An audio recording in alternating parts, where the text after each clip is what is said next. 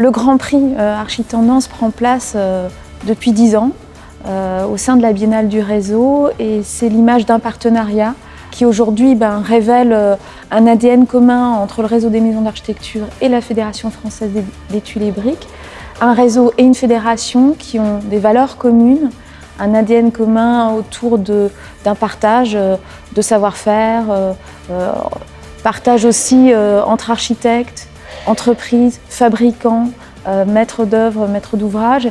Et c'est en ça que ce Grand Prix est une illustration depuis 10 ans autour de nos valeurs communes. L'évolution du prix et aussi des projets qui sont primés depuis 10 ans vient aussi du fait que le matériau, la tuile en terre cuite, aujourd'hui est une empreinte, on va dire, une valeur écologique indéniable face à l'accélération des problématiques environnementales et aussi dans la manière dont ce matériau est recyclable et fait appel, ou en tout cas est une réponse aujourd'hui architectonique extrêmement intéressante.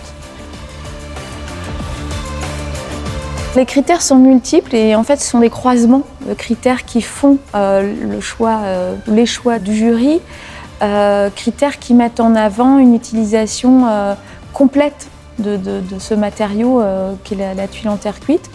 On voit une utilisation, j'ai envie de dire, oui, avec complétude et magnificence. C'est-à-dire que c'est non seulement la toiture, mais aussi la façade.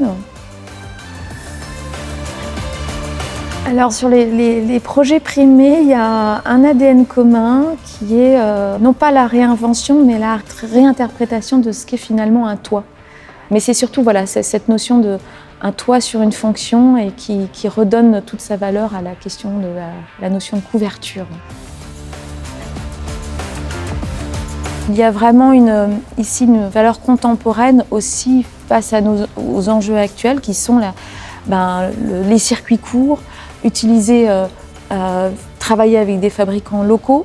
Ce matériau nous permet aussi de révéler des architectures locales, c'est-à-dire retrouver des savoir-faire, sa capacité à être recyclé complètement, sa réponse architecturale située, puisque dans chaque région, on a des différentes modes de réponse en termes de tuiles et des fabricants locaux qui répondent aux attentes, on va dire, architecturales locales. Et puis dans la capacité aussi de la fédération de tous ces fabricants à innover dans la manière aussi de fabriquer face aux enjeux environnementaux, c'est-à-dire trouver aussi des nouveaux moyens de cuire, les tuiles et d'être dans une réponse de sobriété aussi par rapport aux enjeux d'urgence qui nous attendent face à l'accélération des problématiques. D'utiliser des matériaux biosourcés.